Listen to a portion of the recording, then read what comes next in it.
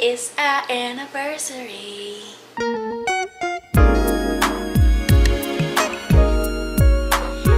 Hey everybody, welcome back.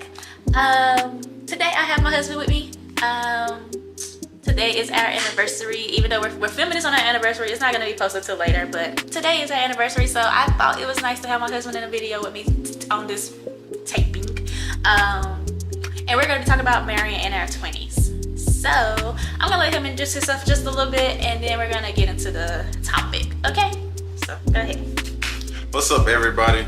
My name is Timothy Horn. I'm 25 years old, and I'm Jasmine's husband. What's your profession right now? My current profession, I'm in the NFL. You go to college. It's like interviewing me, but I went to college at UNC Charlotte, and then I transferred to Kansas State.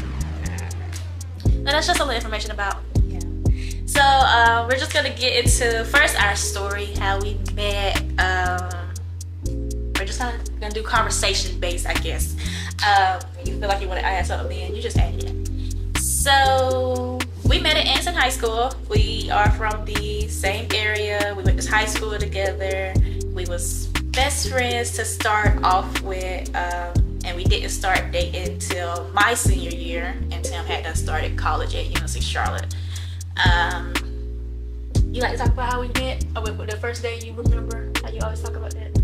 Jaz's cousin introduced us. So her cousin was looking alike, and I got them two mixed up. Then her cousin, she transferred to a school in Charlotte, and she came back. And I said, I thought I've been seeing you around. And she said, no, you've been seeing my cousin. So one day Jazz was by the front office, and then her cousin called her over there. That's how we officially met. But we really didn't start actually talking until like a couple of months later, when she was actually in the same lunch as me. So yeah. So he thought I was my cousin for a little while. I don't think we looked that much alike, but that's what he says. So we dated, started my senior year. We went to college together, so we both went to UNC Charlotte. We started living together, got engaged in 2019, got married in 2021 on today's date, which is June 26th. And then now we have one child. So y'all have heard me talk about Simone before. So this video is gonna just kind of be what it was like for us marrying young, because a lot of people say we married young, or they, in their opinion, it was young. So we're gonna just do kind of like a questions thing, bouncing questions off out, and then answering for both sides. So let's do this first question. So when did you know you was in love? Honestly, I don't think like I really knew until like I guess I said I do and stuff, or whenever I proposed, because that's when true emotions start coming. So I really don't have no like true date or when I knew I was in love. That would be the same for me. I mean, there's no really pinpoint moment, because like I said, we was best friends before that, and like we was already saying kind of I love you to each other because we was best friends. I think for me in particular, when we took that next step in our relationship, I just kind of knew that was it. It wasn't no turning back, because it was like I don't think we could ever go back to what we was at after we went to the next step. So next thing, how did you know you was ready for marriage? I guess after our first year living together, because those that know me and that ask about you, what's the toughest thing about us in our relationship, I always tell them the year one when you first moved in. I think that was the true vital point on how strong this relationship is going to be, how strong it can be. But I guess even after COVID, I was engaged during COVID. Where at the same time, like engagement for me is like, it was like, okay, let's see, she's like really white material. It sounds good on paper as a girlfriend, but let's see, because you can call engagement off easy. But at the same time, during COVID, that also helped us out. Sorry, I'm split like in that night. That's my bad. For me, like I said, when we took that next step, it was like no turning back for me. It was either we were gonna continue or we were gonna be done and not talk to each other no more. I think I realized I was more so ready for marriage after we had to we lived together. We had to set up accounts together. We had to been together for probably 3 years before you proposed. Yeah, 3. You proposed in 19. We started dating 16. So 3 years, almost a whole 3 years, because we proposed early 19. Almost a whole 3 years. He actually proposed earlier than what I kind of expected him to propose, but I still said yes because I was like, yeah, I know this is my person. This is who I want to be with. This is who I want to start my family with. But yes, I do want to talk about our engagement for a little bit, just so y'all can know the little story of our engagement. So I'm gonna just talk about it from my point of view first, and then Tim can give his inputs. But like I said, we got engaged in 2019. We went to Daytona Beach for spring break that year. And when we first got down there, we was only supposed to be there for like 3 nights or whatever. But when we got down there, they were telling us, oh yeah, you booked for, like 5 nights or something. And I'm like, no, we did not. What's going on? But then like Tim was like, yeah, that's right. And I'm like, no, it's not right. So we get up to the room and I'm about ready to fuss. I'm about ready to be mad and all that. But I called my mama and she was like, just let it go. Probably got something planned. You never know. Just let it go. So the week's going on, and like that last day that we're there is the most sunniest day ever. It was the most prettiest day that whole week. That whole week was cold. Yeah, that whole week was cold and rainy. So that last day was very pretty. So we was out on the beach, enjoying the sun and everything. And Tim was acting kind of strange, but he kept pulling his stuff back into the day. So I was like, okay, I'm not gonna pay too much attention to it. Fast forward to later that day, he was always talking about he wanted to get some pictures, which I didn't seem to question because he was the one that always took pictures in our relationship. I rarely have my phone in my hand. So I was like, okay, that's just him being him. But as I'm getting dressed, and I'm getting dressed, I got out of the shower, getting dressed, and he's not nowhere to be found. And I'm like, where's this man at? I'm like, what's going on? I was just so confused. So I had to call him and ask him where he was at. Well, no, I didn't call you then. I got dressed and I saw this little video he had put up. So I watched the full video, then called him, asked him where he was at. Because I had kind of already got a sense of what was going on by then. And I was kind of getting upset, but at the same time I was like, a whole bunch of emotions, because I was like, I done told this man when he proposed to me, I want my family there. We're all the way in Florida. Ain't no way none of our family is here. So I called him, went down to the beach and saw whatever, get up there. And I see these people kind of up in the distance, but I'm so far away, I'm thinking it's probably just random people that he probably told that he's about to propose, and like so they can record. I'm not social like that. You kind of are. You're more social than me. You're more social than me. So that's kind of where my mind went to, and I didn't think nothing else of it until after he actually proposed, and we're walking up to these people, and I'm realizing, oh, this is our family. Like my mom, my dad, brother, sister, his mom, grandma, all of them. This is our family. I'm like, dang, they really pulled one over on me. But yeah, so that was our engagement. Just a little quick rundown, just to throw that in there, so y'all can have that story just in case I reference it in the future. Next question: do you think you married too young? No. Yeah. No, without a doubt, because I feel like ain't no set age when you get married. Think about like the older generation, like see my grandma, grandparents in general, they got married like when they was 18, and then you see like relationships like celebrate wedding anniversary like 50 plus years. Like growing up in a church, whenever it was somebody wedding anniversary, well, whenever they do announcements and then they ask everybody celebrating a birthday or anniversary, people stand up in the church and like announce how long they've been married.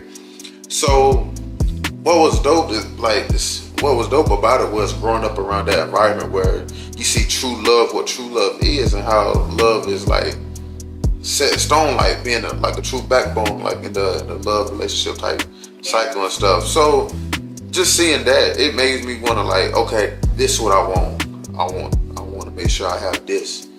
Like, do you do I question it? What did I question the beginning? Yes, of course, because like you think like some of your homeboys and stuff, they not married right now, or they talking, dog, you got married at such a young age and stuff. Like it's like, nah, bro. I feel like it's me, it's who I am and stuff. But at the same time, it's I think it's important for people to have that type of that stability, like knowing, like actually growing up in that church and knowing and seeing that type of stuff. Because I remember, we was at this church in Charlotte when I was in college.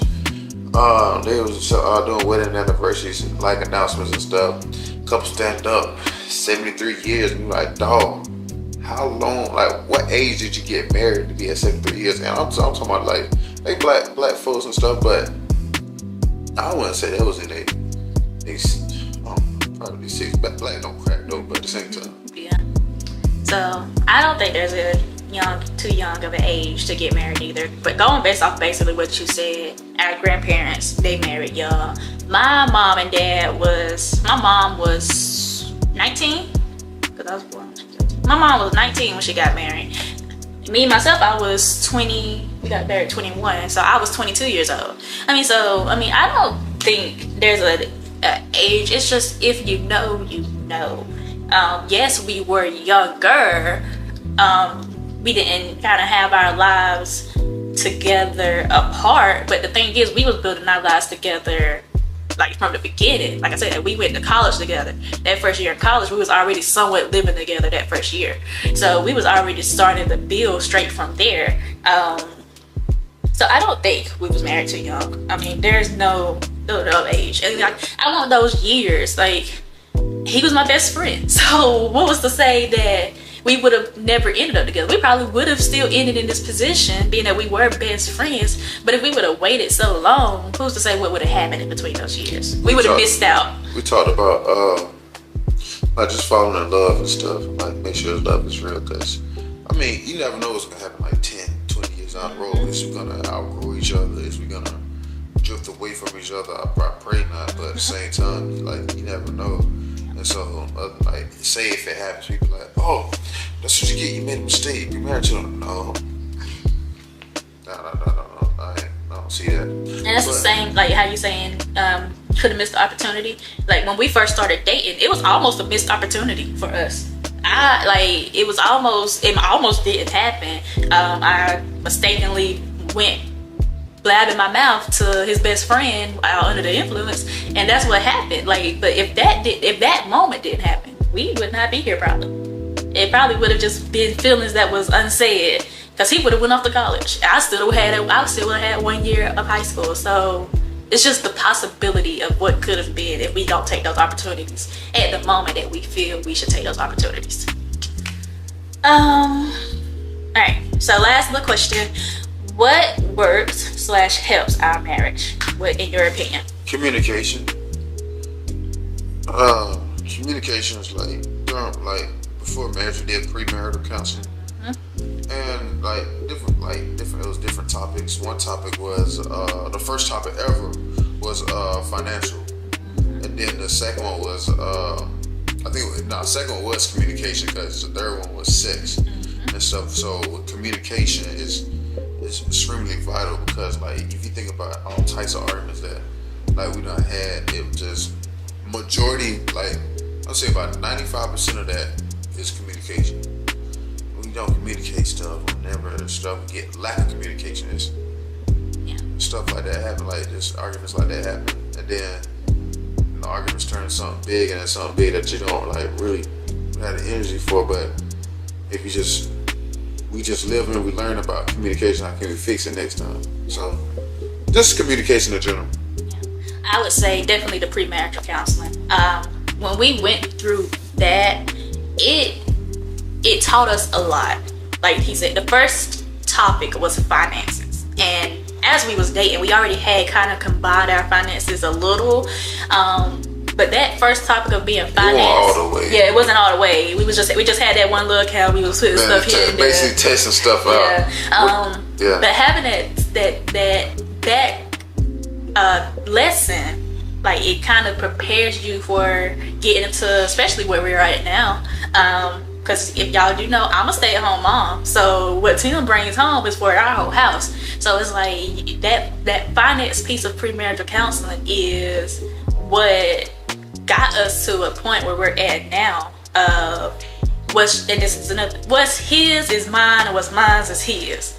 Yes, he makes the money outside of the house, but I'm the one that manages the money inside.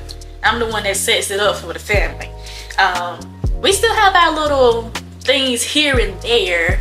Like, there's some stuff in the house and I'd be like, don't touch my stuff. But that's just like little things, like my snacks or his waters or something like that. But learning that right there for sure, what's mine is yours, what's yours is mine, was a big aspect. The finance was a big aspect. And yes, communication.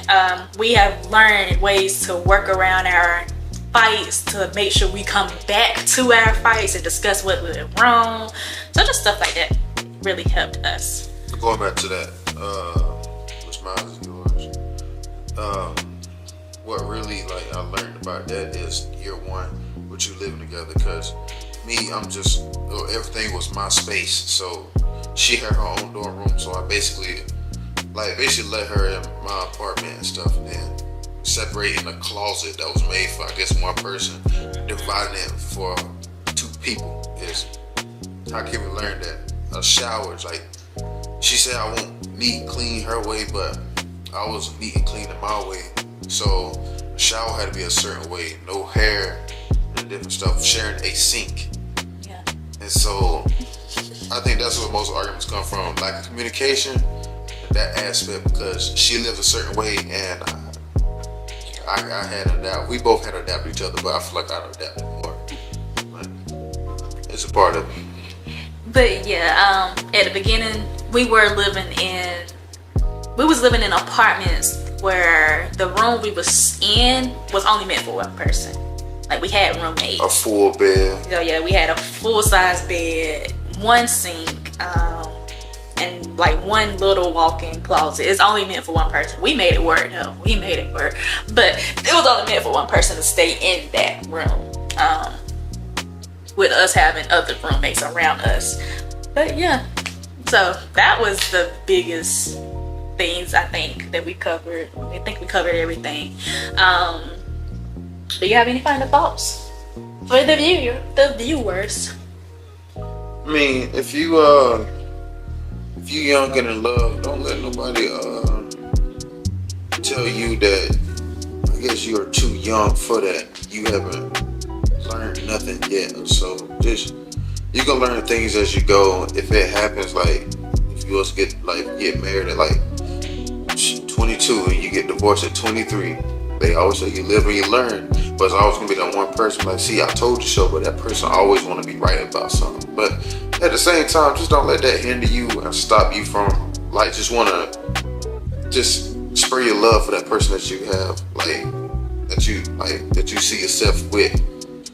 Because at the end of the day, it all can change, but if you pray together, continue to date, not after you marry, continue to date, continue to communicate, continue to encourage each other, encourage each other and be each other, basically be each other Peace. Backbone, not peace. Well, you're my peace. Biggest cheerleader.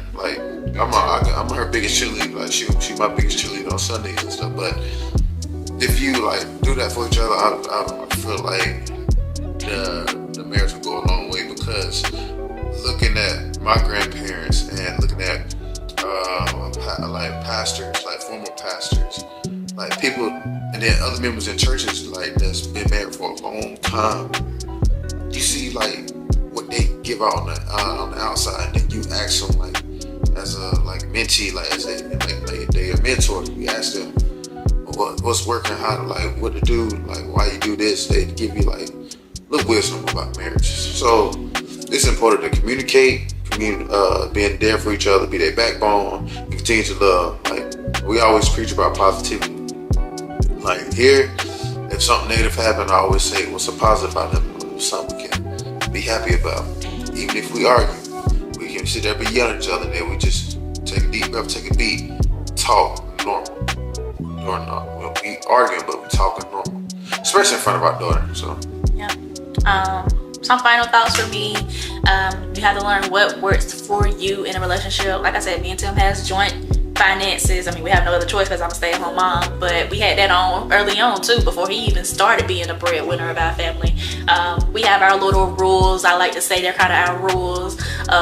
We can't do this if we're doing an argument. You can't hit below the belt, and that's just stuff that we learned along the way. Can't leave. Yeah, that's one of our biggest rules. You cannot leave the premises if we are in an argument, unless like it was like we fighting before somebody got to go to work. That's the only excuse you got. You can step outside, Yeah, take step a breath, outside, or sit in the other room. Yeah, you can go sit in the car, but you cannot drive off of this property. But yeah, we just learned that stuff as we grew, and a lot of this stuff we did learn in our first year. Our first year was the test year. Our first year living together was our test year. That first year, when you live with somebody, you learn a whole lot about that person. But yeah, that is our video for you guys. I hope y'all enjoyed it. Hope y'all enjoyed my husband. I will have him back for other videos. There's more marriage stuff that we'll talk about. I might have him back for some, in particular, NFL videos I'm thinking about doing. Like family dynamics and stuff. Who knows? Just comment different types of questions that y'all like to for us to answer together, or just for her to answer. Because it's like, it's not only beneficial for y'all, it's really beneficial for us, because we also learning. Like, whenever after she do her videos, so she come back here and talking about it and stuff. Yeah, I did not know this. I'm gonna input this. So it works both ways, helping each other out. So it does. So, like he said, remember to send in topics for us, or me in particular, how you want to do that. If you want something answered from both of us, let me know. Remember to subscribe, like, follow, share, repost. I got this. Remember to like and subscribe. This your boy T and my wife Jasmine, and we are out. Transition.